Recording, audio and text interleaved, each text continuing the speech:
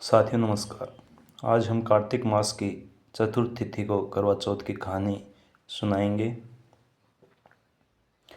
कार्तिक मास की चतुर्थ तिथि को करवा चौथ का व्रत किया जाता है। करवा चौथ के व्रत का संबंध करवा माता और गणेश जी से है। साल की गणेश चतुर्थी को गणेश जी की पूजा किया जाता है और कार्तिक मास की चतुर्थी बड़ी होती है, इसलिए इस दिन करवा चौथ का व्रत होता है। इसलिए इस दिन करवा माता और गणेश जी की कहानी पढ़ी जाती है। इस व्रत में कथा सुनने का विधान है। सभी लोग अपनी अपनी परंपरा के अनुसार व्रत कथा सुनते हैं। यह व्रत कथा सुनने के बिना अधूरा है। अगर आप भी करवा चौथ का व्रत कर रहे हैं तो नीचे दी गई इन 4 कथाओं में एक कथा जरूर सुनें। इस कथा में साहूकार की बेटी और गणेश जी की कथा प्रमुख है। कुछ लोग धोबिन से जुड़ी कथा भी सुनते हैं। कथा सुनते समय अपने हाथों में चावल रखें। कथा पूरी होने पर इन्हें भगवान को अर्पित कर दें। इसके अलावा कथा सुनाने वाले को दक्षिणा जरूर दें। किसी की कथा दोपहर 12 बजे के बाद पढ़ी जाती है और किसी के शाम को तारों की छाँव में कथा पढ़ने का विधान है। इसके अलावा करवा चौथ पर कथा समाप्त होने पर कथा में प्रार्थना करें कि माँ, जैसे आपने उसके सुहाग की रक्षा करी वैसे ही हमारी भी सुहाग की रक्षा करना। करवा चौथ की धोबिन वाली कहानी आपको सुना रहे हैं।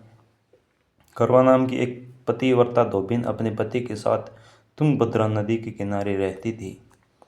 एक दिन जब पति कपड़े धो रहे थे तब एक मगरमच्छ ने उन्हें अपने दांतों में दबाकर यमलोक ले जाने लगा।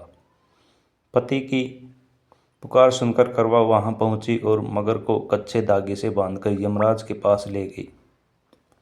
करवा ने यमराज से अपने पति की रक्षा करने की गुजारिश की और कहा कि अगर उन्होंने अपने पति को बचाने में मदद नहीं की तो वह उन्हें श्राप देंगे।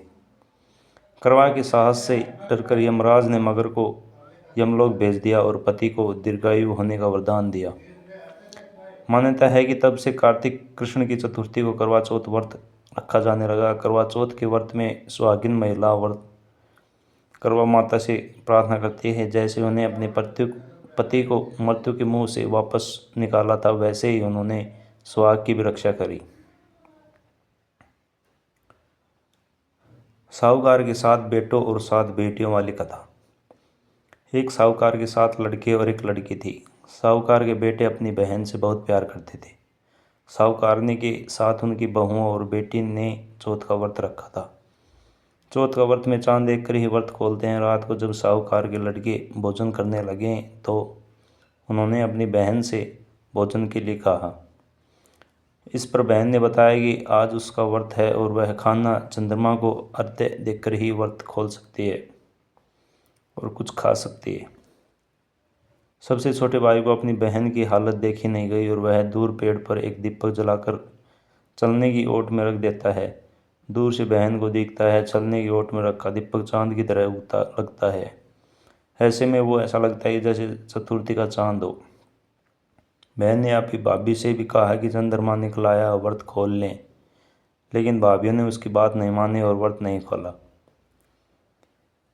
बहन को अपने भाइयों की चतुराई समझ में नहीं आई और उसे देखकर करवा उसे अर्घ देकर खाने का निवाला खा लिया। जैसे ही वह पहला टुकड़ा मुंह में डालती है उसे छींक आ जाती है। दूसरा टुकड़ा डालती है तो उसे बाल निकल आता है और तीसरा टुकड़े में डालती है तभी उसकी पति की मृत्यु का समाचार उसे मिलता है। वह बेहद दुखी हो जाती है। उसकी भाभी सच्चाई बताती है कि उसके साथ ऐसा क्यों हुआ।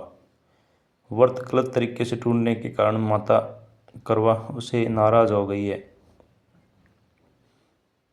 इस पर वह निश्चय ही तय करती है कि वह अपने पति का अंतिम संस्कार नहीं करेगी और अपने सतीत्व से उन्हें पुनर्जन्म जीवन दिलाकर रहेगी।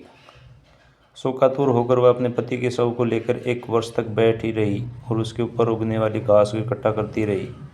उसने पूरे साल की चतुर्थी को व्रत किया और अगले साल कार्तिक कृष्ण चतुर्थी फिर से आने पर उसे पूर्व विधि विधान से करवा चौथ व्रत किया। शाम को सुहागिनों ने अनुरोध करती है कि यम सुई ले आओ, पी सुई दे दो, मुझे भी अपने सुहागिन बना दो, जिसके फलस्वरूप करवा माता और गणेश जी के आशीर्वाद से उसका पति पुनर्जीवित हो गया। जैसे गणपति और करवा माता ने उसकी सुनी वैसी सभी की सुने। सभी का सुहाग अमर हो। गणेश जी की अंधी बुढ़िया वाली माई की कहानी। एक अंधी बुढ़िया थी जिसका एक लड़का और एक बहू थी।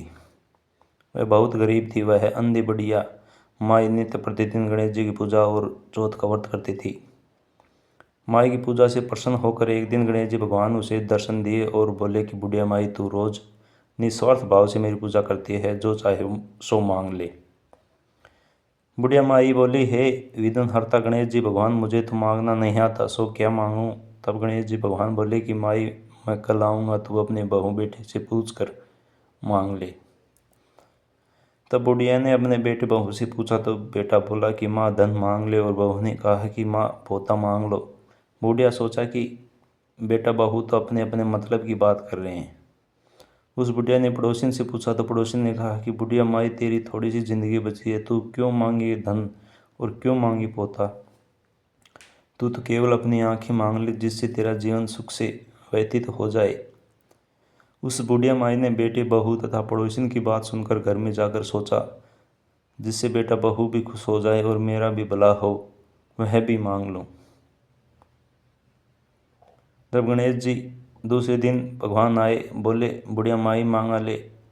गणेश जी भगवान के वचन सुनकर बुढ़िया माई बोली, हे विघ्न हर्ता, अन्न देव, धन देवा, निरोगी काया देव, अमर सुहाग देव, दीता कोटा देव, सोने के कटोर में पोते को दूध पीता देखो, अमर सुहाग देव और समस्त परिवार को सुख देव, आपके श्री चरणों में मुझे स्थान देव। बुढ़िया की बात सुनकर गणेश जी बोले, बुढ़िया माँ, तूने तो मुझे ठग लिया और कहती है कि मांगना नहीं आता। जो कुछ तूने मांग लिया वह सभी तुझे मिलेगा। यूं कहकर गणेश जी भगवान अंतर्ध्यान हो गए। हे गणेश जी भगवान, जैसा बुढ़िया माई को दिया वैसा सबको देना, वैसा ही सबको देना और सभी पर अपनी कृपा बनाए रखना।